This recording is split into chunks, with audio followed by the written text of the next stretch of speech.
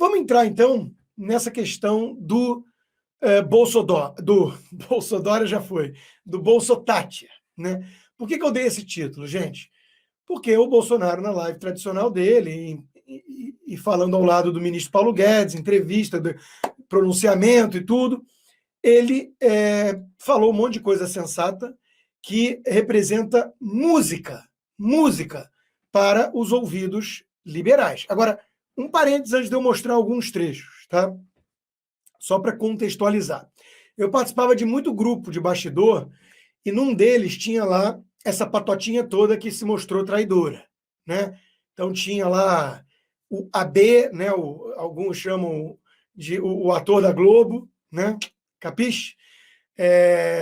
Tinha lá um editor que virou radialista e tinha lá a garotadinha do MBL, né? Dos PSOL Kids.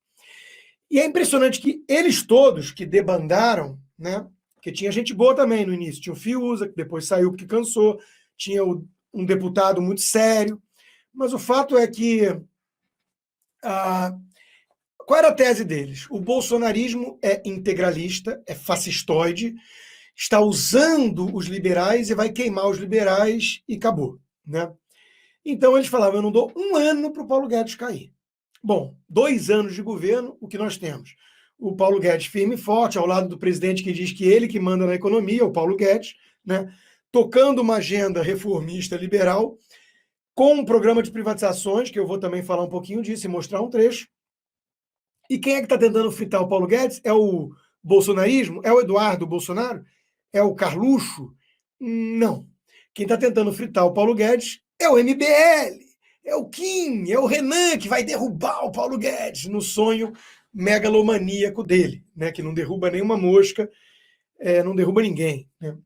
Vai só, no máximo, tropeçar e cair. Aliás, o computador da... Como é que era o nome da moça lá, ô Renan?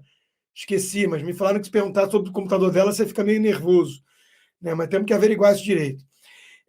Mas o fato é que o Paulo Guedes segue firme e forte, né? E essa turminha é que foi caindo, um a um, na sua demagogia, hipocrisia, traição, né? Cara de pau, e hoje ficam tentando fritar o Paulo Guedes, né? Então, esse contexto é importante para vocês entenderem o seguinte: isso que nós estamos vendo e ouvindo do presidente, né, é exatamente a mensagem que o levou à vitória ao lado do seu posto Ipiranga, né? Então, existem o quê? Barreiras, obrigado, Nelson Farias. Existem barreiras, né, de Congresso, como o próprio Salim Matar reconheceu, não é trivial, né, mas a coisa segue firme e forte, dentro das possibilidades, e muito aquém do que a gente gostaria, né, mas é o Brasil. Ele não tem uma carta branca para ser um déspota esclarecido, já cansei de falar isso aqui. Mas olha só, então, alguns trechos que eu destaquei aqui para vocês. Jamais controlaremos preço da Petrobras. A Petrobras está inserida no contexto mundial com suas políticas próprias e nós a respeitamos. O coração do senhor Castelo Branco não é diferente do meu. Queremos o bem do Brasil, o bem do nosso povo. Vale lembrar que o preço dos combustíveis nas refinarias é 1, e na bomba é mais do que o dobro desse praticado na refinaria. O que o governo federal busca fazer e vai buscar fazer está cada vez mais com possíveis soluções à sua frente. Reduzir os impostos federais em cima do combustível. Quanto aos governadores, essa política é própria deles. Nós não interferimos também, nem buscamos interferir, afinal de contas, não é competência nossa. Essa política, repito, cabe exclusivamente aos seus governadores. É essa previsibilidade, repito, a exemplo do PIS/COFINS do diesel, 35 centavos, que não é alterado desde janeiro de 2019, quando nós assumimos o governo. E eu tenho determinado o senhor ministro Paulo Guedes, ao qual sempre converso com ele, porque as decisões que tratam de economia, obrigatoriamente têm que passar por ele. Jamais darei palpite na economia. A palavra final, eu sou o presidente, mas é dele. A não ser que apareça uma questão social gravíssima, daí nós voltaremos a conversar com mais ministros para falar sobre essa política econômica. Então, repito, nós somos um governo que não interferiremos em nada nessa política econômica de combustíveis da nossa Petrobras. Mas...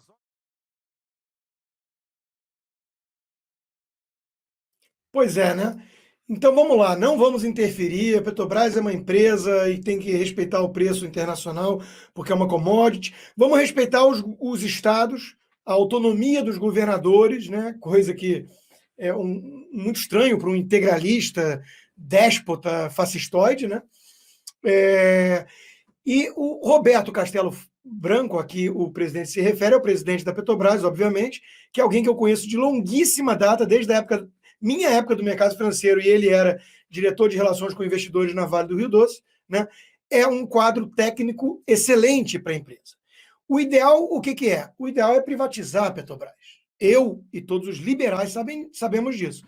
Né? É privatizar. Por quê? Porque aí reduz, inclusive, a pressão política, né? De greve, ameaça de greve, de caminhoneiro e tudo mais, porque a empresa privada acabou, não tem a possibilidade do governo fazer essa interferência, essa ingerência que o Bolsonaro rechaçou, né?